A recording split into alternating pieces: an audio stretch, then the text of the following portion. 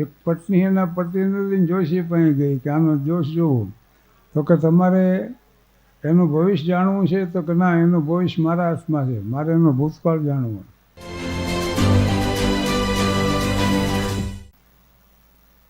એક વાત, લોકમાન્ય ટિળક ઇંગ્લેન્ડ ગયેલા, તો અહીંયા એક અંગ્રેજીને એવો પ્રશ્ન પૂછ્યો કે તમારા દેશમાં સારો પતિ મેળવવા માટે યુવતીઓ જુદા જુદા વ્રત કરે, એ જ રીતે સારી પત્ની મેળવવા માટે યુવકો વ્રત કરે છે?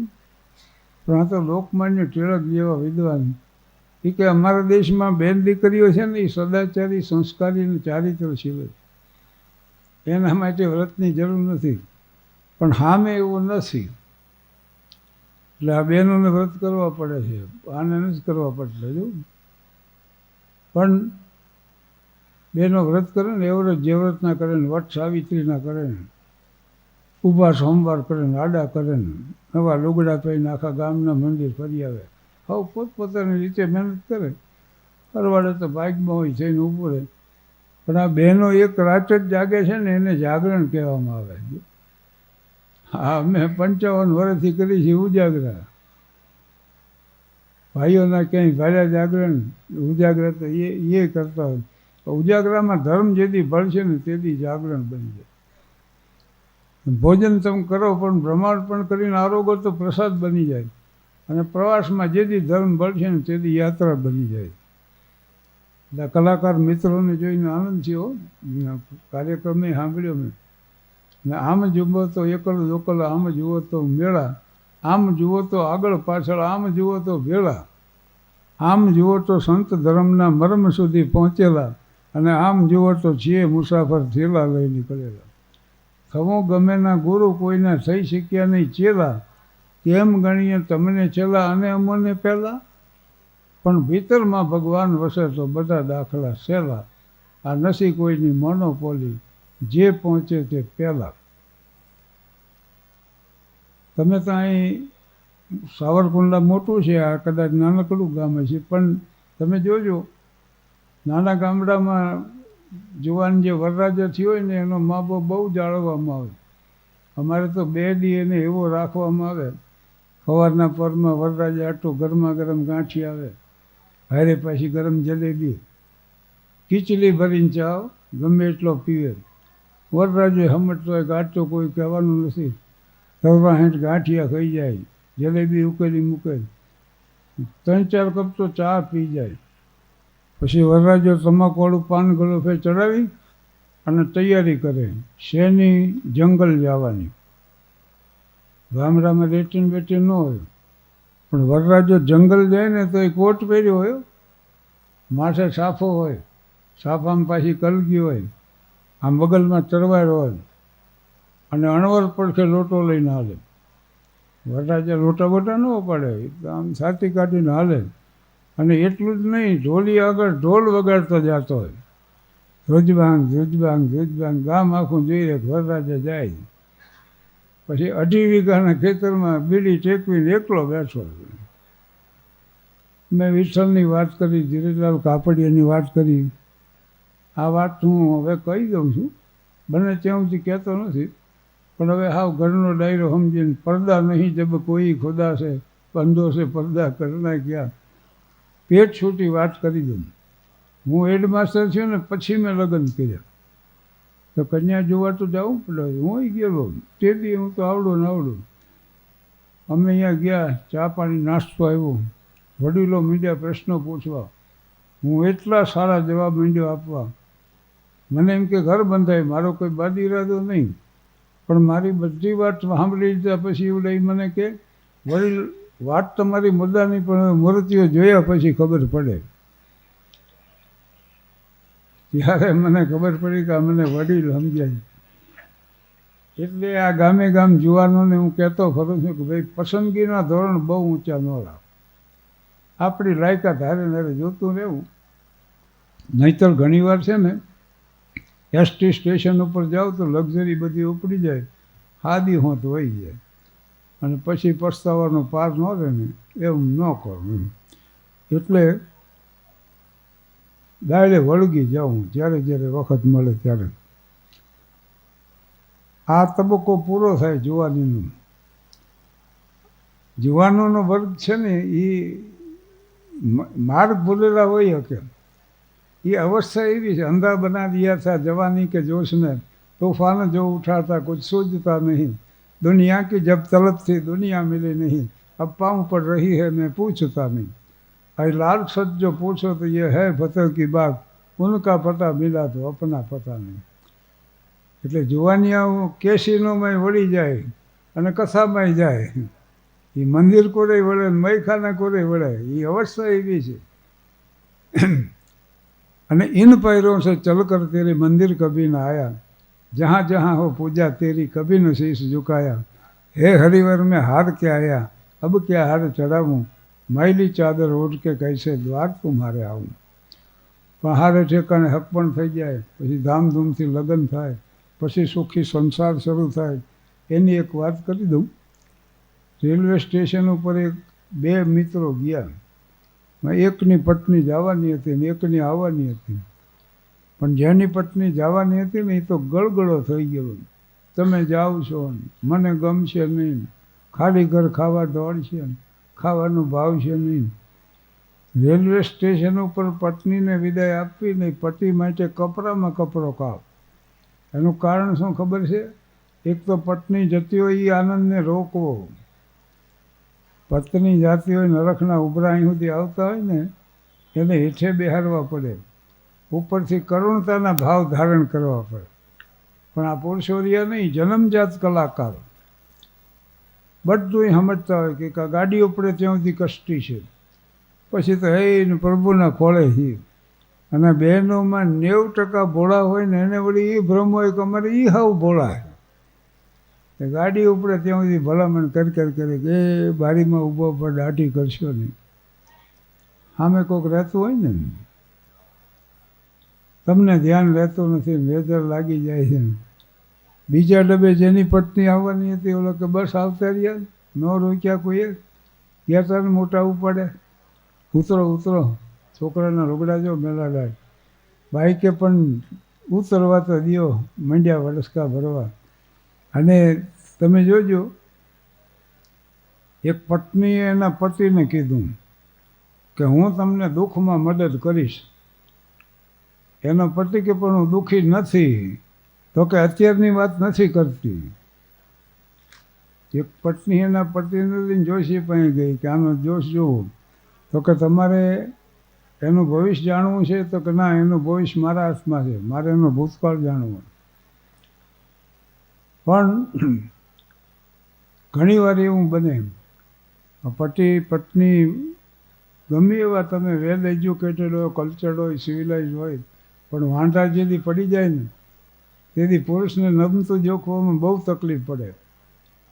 અને તમે જોજો, સ્થિતિ એવી સર્જાય કે સાજણ ભવની ભૂલ ભૂલવણી, તમે ને છોડ્યો ગગન તમારું, અમે અમારી ધરતી, તમે ને જાણી વાત અમારી, અમે તમારું મન, આ નજર નજરને વચ્ચે ઉગ્યા હગો રેવાવન, રહી રહીને રહી છેવટે વાંચ્યું ડાબી જમણી, દાજા ઉપર ડામ બળતરા સ્મરણ સ્મરણમાં બમણી, સાજણ ભવની ભૂલ ભૂલવણી.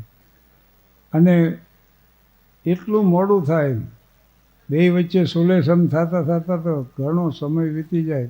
ઘરની પીળાશ લઈને દીવો જાગતો હોય છે, વાટે ચડેલી રાત જલન થઈ ગઈ છે, જ્યારે તમારી ભૂલને સ્વીકારો છો તમે, ત્યારે અમારી લાશ લફન થઈ ગઈ છે. તો ન ધરા સુધી, ન ગગન સુધી, ન ઉન્નતિ કે પતન સુધી, આપણે તો જવું હતું બસ એકબીજાના મન સુધી. વાત તો આટલી જ હતી ને. પણ એક પ્રસંગ કહી દઉં ભેગા બેન. અમારે એક કાર્યક્રમ હતો મુંબઈ ભાઈદાસનો, અને બન્યું એવું કે પતિ પત્ની વચ્ચે ડિવોર્સના કેસ હાલે કોર્ટમાં.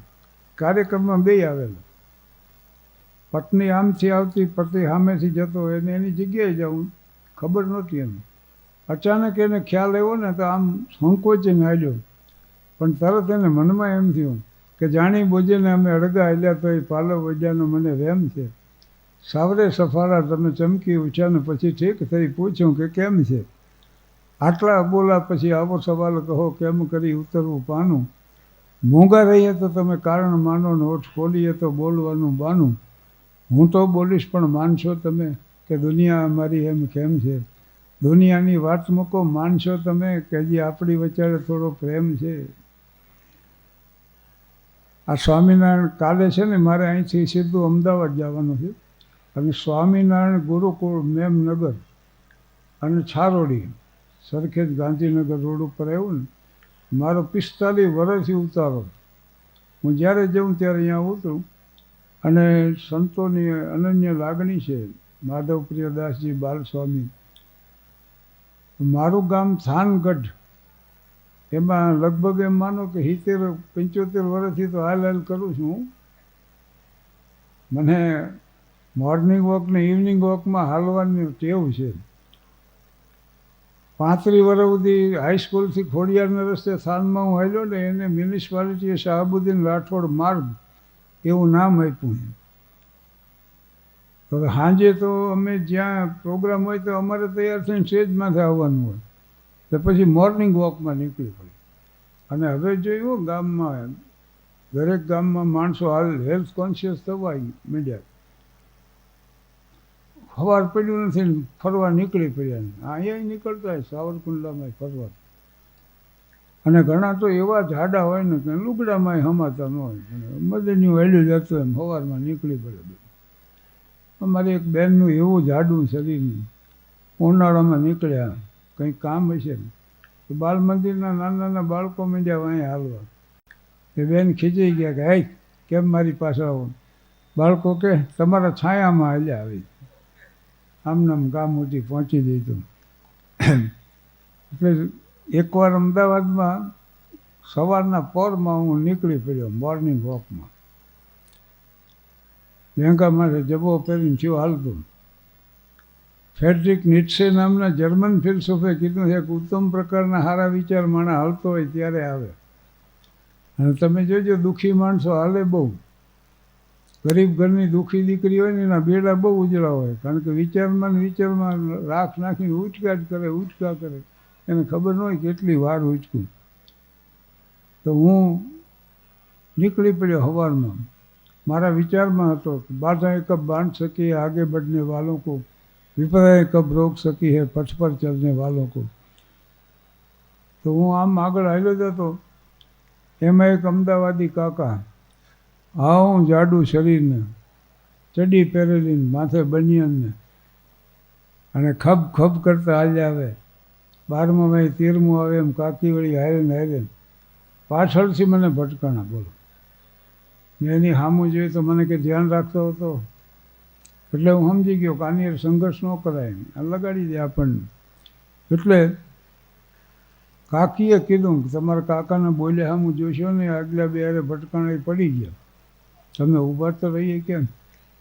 હું આમ આગળ આવેલો તો એક સાયકલવાળો સીધો મને ભટકાણો, મને હેઠે પાડી દીધો. એ પાછો દાંત માંડ્યો કાઢવા. મને કે ભાગશાળી છો? મને કહ્યું શેના ભાગશાળી? અરે કે હું કાયમ ખટારો લઈને નીકળું. સાયકલ લઈને તો કે આજે જ નીકળ્યો થયું. મેં કે જવા દે. જાદીને વિદ્યા ધરનારું યશકો લાભ ન હોય, વિદુર કહે ધૃતરાષ્ટ્ર કો વંદ્યકાલ હે સોય. એટલે હું આગળ આવ્યો. એક ભિક્ષુકે મને આમ સલામ ભરી. એટલી જ સભ્યતાથી મેં ભિક્ષુકને સલામ ભરી, કારણ કે ઇંગ્લેન્ડના એમ્પરર બકિંગહામ પેલેસ બહાર નીકળેલા છે મોર્નિંગ વોકમાં. તો એક ભિક્ષુકે સમ્રાટને સલામ ભરી, કે સમ્રાટે ભિક્ષુકને સલામ ભરી. સેક્રેટરી હતો એ કે નામદાર તો ભિખારી છે, એ સલામ ભરે, આપને જરૂર નહીં. પણ સમ્રાટે એમ કીધું કે મારા રાષ્ટ્રના ભિક્ષુક કરતા સભ્યતાની બાબતમાં હું ઉતરતો છું એવું મારે સાબિત નથી કરવું. આ મને યાદ આવ્યું એટલે મેં આમ સલામ ભરી. મને કે સાહેબ એક અડધી ચા પાવો. તરત અડધીનો ઓર્ડર આપ્યો. એ વિવેકી હતો. મને તમે હારે પીવો ને? એ મારા હાટો આપ્યો. એમાં ગરમા ગરમ ગાંઠિયા થતા. મેં ભિક્ષુકને કીધું એમ કરો હારે નાસ્તોય કરો. એ તો એની આંખમાં જળજળી આવી ગયા. તો માનવતા મરી નથી પરવારી. આવા દાતાજી છે દુનિયામાં. અને મને એમ થયું કહા લંકાપતિ લઈ ગયો, કહા કરને ગયો કોઈ, જસ જીવન અપ જસ મરણ કર દેખો સબ કોઈ. 100 ગ્રામ ગાંઠિયાનો ઓર્ડર આપ્યો. 50 ગ્રામ એ ભિક્ષુકને, 50 ગ્રામ મેં લીધા. અમે બેય ગાંઠિયા ખાધા, ચા પીધી, પછી મુશ્કેલી શરૂ થઈ. જબ્બાના ખિસ્સામાં હાથ નાખ્યો ને એક પૈસો ન નીકળ્યો. મને એમ કે આનીકોરના ખિસ્સામાં છે, એમાંય નહીં. લેંગામાં નોટબોટ રહી ગયો હોય તો ચારે ચાર ખિસ્સામાંથી એક પણ પૈસો નીકળ્યો નહીં. અને મને ચિંતાનો પાર ન રહ્યો. મને એમ થયું કોક ઓળખીતા અહીંથી નીકળે ને તો આપણી આબરૂ રહી જાય. પણ તમે જોજો, પાસે ટિકિટ હોય ત્યારે ટીટી નથી આવતા. ખરેખર ભૂખ લાગી હોય તેથી સામે આમંત્રણ નથી આવતા. ઈજને દઈને વિસરી ગયા અમને અમારા સૌ. લેવા હાથમાં ને હાથમાં પાલો સુકાઈ ગયા. એકેય પૈસો નીકળ્યો નહીં. આ જબ્બો મેં અહીં પહેર્યો તો મને ખબર છે અહીં ખિસ્સો નથી, તોય મેં તો 3 વાર આમ કર્યું ને એ ભિખારી બધું સમજી ગયું. મને કે રવા દ્યો, મઠોમાં ખોટા, હું પૈસા ચૂકવી દઉં. એ વહેલો દશક મંદિર ફરી આવેલો, મરણ મૂડી કાઢે એમ પરચુરણ કાઢ્યું. અને અમારા ચાના ગાંઠિયાના પૈસા ભિક્ષુ કે ચૂક્યા, બોલો. દાતારી કરવા હું ગયો હતો. પણ મને દુઃખ બહુ થયો. મને એમ થયું કે આ ભિક્ષુક આપણા પૈસા ચૂકવે. એને મેં કીધું બેસી જાઓ, તમે બેસી જાઓ મારી યારે રિક્ષામાં, ગુરુકુળમાં ઉતરો છું નજીક જ. તમે આ જે કંઈ ખર્ચ કરી બધું ચૂકવી દઈશ તમને. અને ઉપરથી મેં કીધું તમને 10 રૂપિયા આપીશ. તો એ વિચાર કરીને મને કે ચામાં ગાંઠિયામાં પાડ્યો, હવે રિક્ષામાં રવા દે. ચામાં ગાંઠિયામાં પાડ્યો, હવે રિક્ષામાં રવા દે. ભલા મને થોડોક તો વિશ્વાસ રાખ, હું ગમે એમ તો કલાકાર છું. મને કે કલાકાર રહેશો ન તો ભિખારી પાસે કોઈ પૈસો ન કઢાવીએ. એટલે the life of an artist is just like the candle burning at both the ends. કલાકારનું જીવન છે ને બે છેડે હળગતી મીણબત્તી જેવું. No one can stop it, one can see only how nicely does it burn. બધા જોઈએ કે વાહ બહુ સારી પ્રજ્વલન, કોઈ એને રોકી ન શકે. એ ક્યારે બે છેડા ભેગા થઈ જાય ને, જયરામભાઈ ગઢવીના થઈ ગયા, યુવાન વય હતી ને, એવા ઘણા ઉદાહરણો આપીએ કાયમ છે. પણ આ કલાકારનું જીવન છે. ભાગવત સપ્તાહ જેવો પ્રસંગ છે, એટલે એને અનુલક્ષીને એક વાત કરી દઉં. આ મહાભારતનું યુદ્ધ પૂરું થયું ને પછી કૃષ્ણે અર્જુનને કીધું કે અર્જુન, આ રથ રહ્યો નહીં, રથી મહારથીઓના રક્તથી રંગાઈ ગયો, હવે એને નદી કિનારે જઈને ધોવો પડે. એટલે કૃષ્ણ રથને લઈને નદી કિનારે પહોંચ્યા અને અર્જુનને કીધું ઉતરી જા. રોજ એવું થતું, કૃષ્ણ પહેલાં ઉતરે પછી અર્જુનને હેઠો ઉતારે. આમ તો એ સારથી હતા, ઓલો મારથી હતો. પણ આજે એને અર્જુનને કીધું ઉતરી જા. એટલે અર્જુન થોડોક વિચારમાં પડ્યો તો કે જો વિચારવાનો સમય નથી, ઉતરી જા. ઉતરી તો ગયો. પણ કૃષ્ણે રથમાંથી એક પગ બહાર મૂક્યો, બીજો પગ જેવો ઉપાડ્યો ને એવો પ્રચંડ વિસ્ફોટ થયો અને ભાડ ભાડ ભાડ કરતો આખો રથ બળીને ખાક થઈ ગયો. કે દ્રોણને ભીષ્મ પિતામહના બાણથી કેદુને બળી ગયો તો મારા યોગથી આ રહ્યો તો આમ. પણ અર્જુનને એટલું સમજાણું, કૃષ્ણ ઉતરી ગયા ને હું બેઠો હતો આજનો જગતમાં. પણ કૃષ્ણ દ્વૈપાયન વ્યાસ જેને મહાભારત લખ્યું ને એને કહેવું છે એટલું કે આ દેહરૂપી રથ છે, એના સારથી સ્થાને જ્યાં સુધી ઈશ્વર બેઠો છે ને ત્યાં સુધી આ રથની કિંમત. એ જેદી ઉતરી જશે તેથી કાં ચિત્તામાં હળગતો હોય છે, ચિત્તામાં નહીં હળગતો હોય તો ચિંતામાં હળગતો હોય છે. રહી મને કહ ચિતા હુતે, ચિતા કહ ચિત્ત ચેત, ચિતા દહતે નિર્જીવ, ચિંતા જેવું સમેત. ચિતા તો નિર્જીવને બાળી નાખે પણ ચિંતા જીવતાને બાળી નાખે છે અમુક. અને તમારી જે બાહ્ય પ્રવૃત્તિ છે ને એ તમારા મનમાં જે છે એની બાહ્ય outward activity is the symptom of your inner condition. તમારા અંદર જે છે ને એ બહાર વ્યક્ત થાય તમારી પ્રવૃત્તિ દ્વારા. અને માણસની બુદ્ધિ તમે બુદ્ધિ જેને ગણો છો ને એ તમે જે કંઈ કરતા હોય એને વ્યાજબી ઠેરવવાનો પ્રયાસ કર્યા છે, બીજું કંઈ નથી કરતા. અમારા જાદવજીએ ગામમાં એક 50 બીડી પી જાય રોજની. કહ્યું જાદવજી તમાકુ ધીમું ઝેર છે, તો મને કે મારે ક્યાં ઉતાવળ છે. બોલો, ડ્રિંક લેતો એને સલાહ આપી દેજો કે ભાઈ આ બંધ કરો. એ તમને સલાહ આપશે કે હાર્ટ માટે 2 પેગ હારા, અને એને અનુરૂપ દલીલ કરી. અર્જુને એને અનુરૂપ દલીલો ગોતી કાઢી છે. ગીતાજીમાં જુઓ તમે, રક્તરંજિત સિંહાસન ઉપર નથી બેસવું, સ્વજનોનો સંહાર કરીને મારે આ વૈભવ નથી જોતો, હું સંન્યાસી બની જઈશ, ભીખ માગીને આવું કહે. કૃષ્ણને તો એટલું જ જોવું તો કે આ વૈરાગ છે કે વિષાદ છે. સ્વજનોને સામે જોયા એટલે વિષાદ આવ્યો હતો, બાકી તો એને કંઈક મારી નાખ્યા હતા. અર્જુને ક્યાં ઓછા યુદ્ધ કર્યા. એટલે એને અનુરૂપ દલીલો શોધી ગોતી કાઢી. પહેલા અધ્યાયથી સમજાવવાનું શરૂ કર્યું ને 18મો અધ્યાય આવ્યો ત્યારે કૃષ્ણે એટલું જ કીધું કે યથા ઈચ્છસી તથા કુરુ, હવે તને ઠીક લાગે એમ કર. અને અર્જુને કીધું કરીશીએ વચનમ તવ, તમે કહેશો એમ કરી. અહીંયા સંપૂર્ણ શરણાગતિ આવી. તો સંપૂર્ણ શરણાગતિ જે છે ને એમાં જીવનની સાર્થકતા છે. ગાંધીજીની 2 વાત યાદ રાખ્યા જેવી છે. એમ કહેતા કે મહારાજમાં વિનોદ વૃત્તિ ન હોત ને તો મેં આત્મહત્યા કરી. અને બીજી વાત એ કે ગંભીરતા વગરનું હાસ્ય અને હાસ્ય વગરની ગંભીરતા 2 વ્યર્થ. મને પત્રકારો પૂછે છે ઘણી વાર કે તમારું નામ શાહબુદ્દીન અટક રાઠોડ, તો તમારી જાતિ કઈ? એટલે હું કહું નર જાતિ. પણ એમાં ઊંડી વાત એ છે કે મંદિર મસ્જિદ ગિરજા ઘર કો બાંટ લિયા ભગવાન કો, જમી આસમાं को भी बांटा मत बांटो इंसान, तो हिंदी है हम वतन है हिंदुस्तान हमारा. આટલી વાત પૂરતી છે. મને કે તમારા પત્નીના સ્વભાવ વિશે કંઈ કહી શકશો? મેં કીધું ના, હું ન કહી શકું. હું સહનશીલ છું એવી તમે ખાલી નોંધ કરી. અબ્રાહમ લિંકન છે ને, સેક્રેટરીને એક નોટ કરાવતા, એક બાઈ વચ્ચે કાંઈક ને કાંઈક બોલે એટલે સેક્રેટરી કે સાહેબ આ કર્કશા છે કોણ?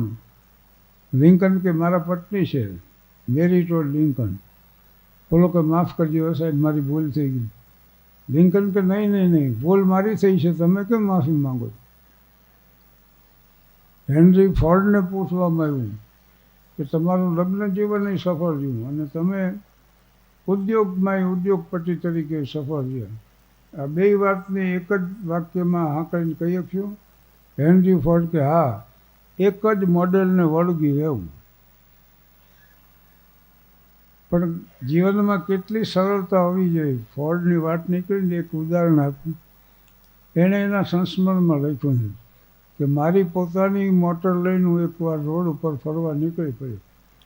સવારનું વાતાવરણ હતું, ખુશનુમા હતું વાતાવરણ. ઉપર આકાશ હતું, નીચે રસ્તો હતો ને હું કાર ચલાવી જતો. એમાં અવાજમાં માંડ્યો ફેરફાર થવા. એટલે મેં જોયું તો થોડી વાર મોટર ખોટવીને ઊભી રહી ગઈ. ફોર્ડ કે મારી સમજણ પ્રમાણે ચાલુ કરવો પ્રયાસ કર્યો પણ મોટર ચાલુ ન થઈ. એટલે ખેડૂત નીકળ્યો ગાડું લઈને, એને વિનંતી કરી કે નજીકના ગેરેજે આ કાર પહોંચાડી દઈશો? ઓલો કે પહોંચાડી દો, એમાં શું. એને દોરડું કાઢ્યું અને હેનરી ફોર્ડની કાર ગાડામાં બાંધી દીધી, ઢળીને લઈ ગયો. ગામડાનું ગેરેજ પણ કારીગરે રિપેર કરી દીધી. ફોર્ડે એનું બિલ ચૂક્યું અને આ ખેડૂતને $10ની નોટ આપી. બોલો કે સાહેબ મારે નથી જોતા. તો કે નહીં લ્યો જ. તોય ખેડૂતે ના પડી એટલે ફોર્ડ કે સંકોચ ન રાખો, હેનરી ફોર્ડ છું, ફોર્ડ મોટર કંપનીનો માલિક છું. ત્યારે ઓલા ખેડૂતે એટલું જ કીધું કે સાહેબ તમે ગમે એ હો, હું એટલું સમજુ કે ફોર્ડ આવા ઠોઠા લઈને ન નીકળે. અને આ વાત એને એના સંસ્મરણમાં લખી. મારો એક મિત્ર છે વિઠ્ઠલ, એકવાર અમે તળાવની પાળે બેઠા હતા ને, આવીને રોવા માંડ્યો. અમને ફાળ પડી ગઈ શું થયું હશે. 4 અડધી ઉધાર ચા મંગાવી, પહેલી વિઠ્ઠલને પીવડાવી. પછી અમે પૂછ્યું, મેં કીધું આટલો બધો રોવો શું કામ? તો મને કહું જેટલી કન્યા પસંદ કરી આવું ને મારી બા ધડ દઈને ના પાડે. હું કન્યા પસંદ કરું, મારી બા ના પાડે. બોલો. એટલે મેં એને સલાહ આપી. મેં કે તારી બા જેવો દેખાવ હોય, એવો સ્વભાવ હોય, એવા કપડાં પહેરતી હોય ને એવી કન્યા પસંદ કરી. મને કે એમ કર્યું તો મારા બાપા ના પાડે. એટલે જુવાનીઓને તો એની હારે બેહો સમજો તો ખબર પડે કે આમને કેવી સમસ્યાઓ. અમારો એક બીજો મિત્ર ધીરજલાલ કાપડિયા, BA ગુજરાતીનો વિષય લઈને પાસ થનારી પહેલો ગ્રેજ્યુએટ, પણ વાતમાં શેર શાયરીઓ મંડે બોલવા. જીવનભરના તોફાનો કાઢી રહ્યો છું, ફક્ત એના મોગમ ઈશારે ગમે ત્યાં હું ડૂબું, ગમે ત્યાં હું નીકળું, છે મારી પ્રતીક્ષા કિનારે કિનારે. અમારા સુખ અને દુઃખની વચ્ચે સમયના વિના કંઈ તફાવત ન જોયો, બધી મજાઓ હતી રાતે રાતે ને સંતાપે એનો સવારે સવારે.